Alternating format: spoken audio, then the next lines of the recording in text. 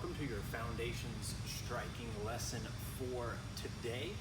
Today I would like to talk a little bit about the heavy bag, how to use it, some things to look out for. So it's something I don't think we talk about a ton here at the gym. Something we definitely use, but I don't think it's something that people talk about a lot in terms of, strategies, what to do, what not to do on the heavy bag. So that is a little bit of what I would like to cover for today.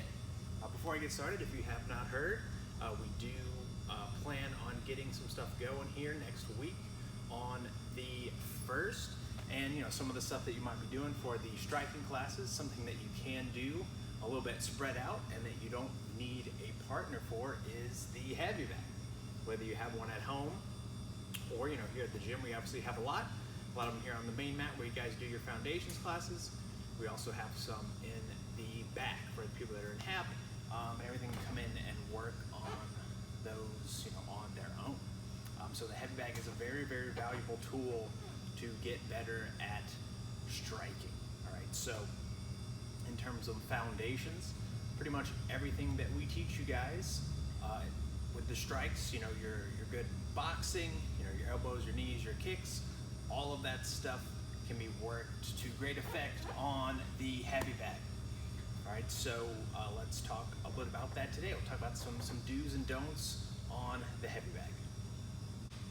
All right, so first, let's talk about being safe and not hurting ourselves on the heavy bag. So, I personally think you should be able to some degree be able to, use a heavy bag and punch a heavy bag without wrapping your hands or anything. Obviously, you can wrap your hands, especially if you have some sort of an injury, but if you're hurting yourself a lot on a heavy bag, it probably means you need to clean up your technique.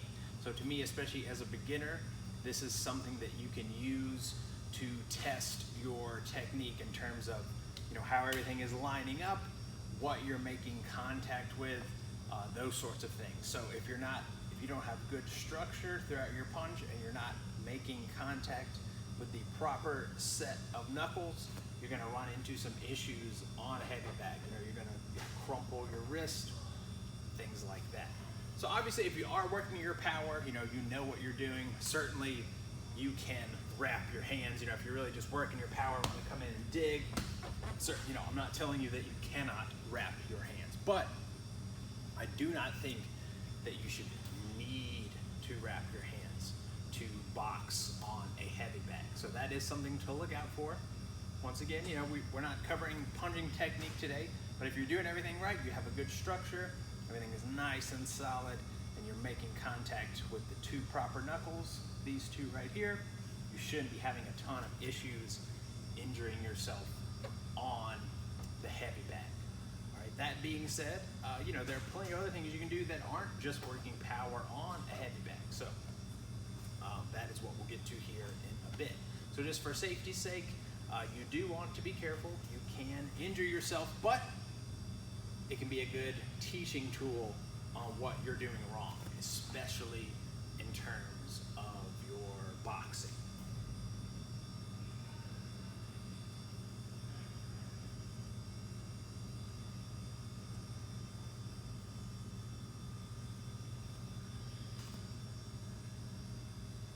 So another thing I would like to cover in terms of working a heavy bag by yourself, if you have a partner, like a lot of times if we're here in foundations classes, you're going to have someone with you who can, hold the bag so that it does not swing freely and go crazy. But this isn't the end of the world if you are by yourself. And if you're constantly, you're working the bag and it's getting to swing and it's moving around a ton, you don't want to be constantly stopping and having to grab the bag to keep it from swinging around. This bag that I happen to be using right now is hanging a little low, but if we had it as high as we normally would, it would swing a lot more freely. But there are plenty of ways that we can stop the bag from swinging around if we're on our own that don't involve me stopping and grabbing the bag. All right, there's a few simple things we can do. One is just like a teep, right? If the bag is swinging, you can just slow it down with a teep or a knee, same difference. The bag is swinging, I slow it down with my teep. So that's an option. You can say the same thing for a jab. If it's not swinging a ton, I'm just gonna slow it down with my normal striking, whether it's a jab, a knee, a teep. So I can still stay working and not have to break that rhythm constantly to stop the bag from swinging.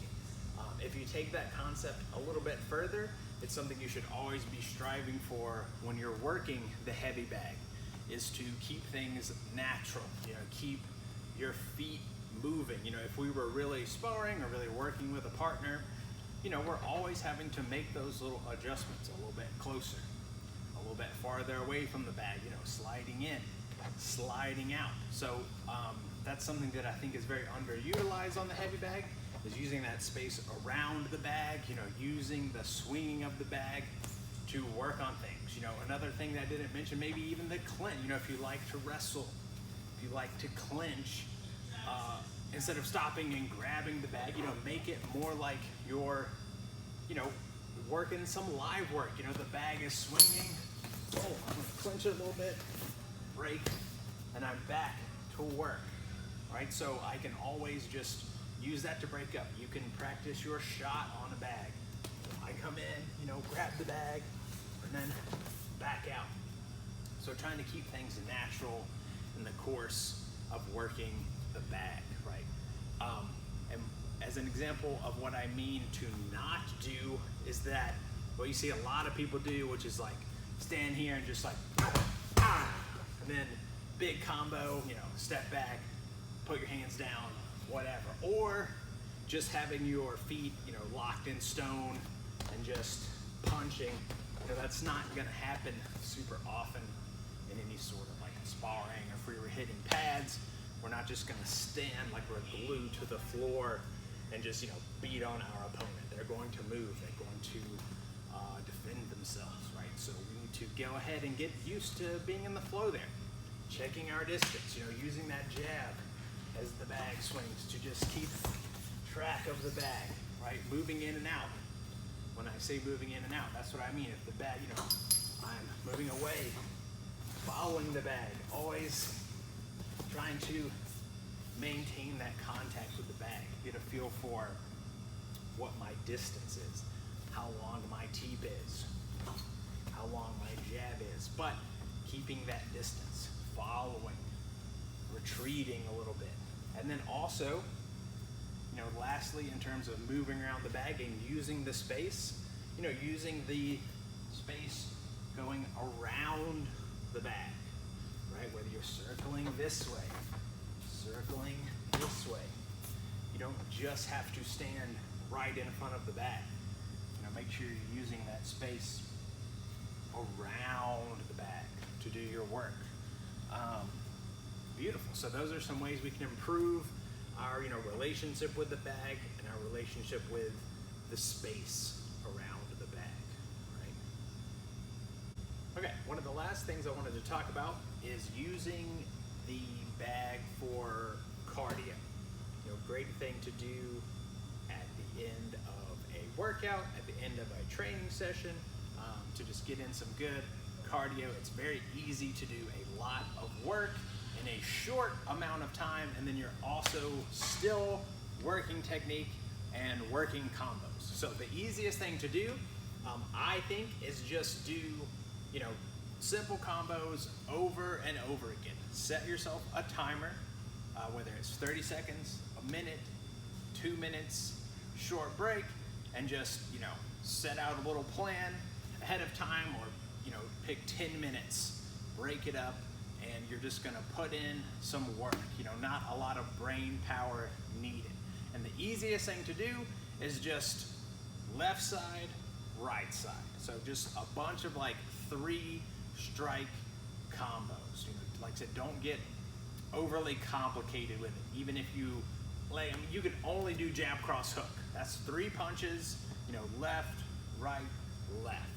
Or, right, left, right. That's what I mean by 3 strike combinations, like a jab, cross, hook would be a good one. Jab, cross, hook. Left side, right side, left side. Same thing, let's say jab, cross, leg kick, whatever. It's just bang, bang, bang. 3 strikes. Left side, right side, left side. And just go. You know, feel free to put a little space in between. Once again, I'm not just gonna be like, I am going to be moving around and it's just,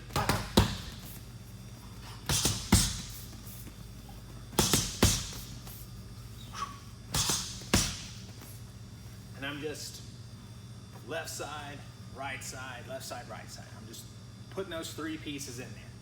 You can put in knees, kicks, elbows, whatever. The idea is just lots of effort, but good, clean technique. And you will find very quickly that it's gonna get your breath up, especially if you're throwing kicks. And it's a very, very good way to just burn it out a little bit at the end of a workout. And like I said, you're still getting your good technique. So you just need a little clock, some gloves, boom, go to town. Left, right, left, or alternatively, right, left, right. Don't think too much about the combos. It could be the same combo over and over again. Mix it up. It does not matter, but it is an excellent way to get in some very, very hard work. I'm moving, I'm doing all that stuff that I normally do, and just bang, bang, bang. Whatever the combo is that I like to do. Don't get hung up. Excellent, excellent cardio, working the heavy bag. I look forward to having you guys in here for some classes soon. I imagine we'll be doing lots of bag smashing, and it's something you can do at home. A very, very powerful tool that you don't have to pay.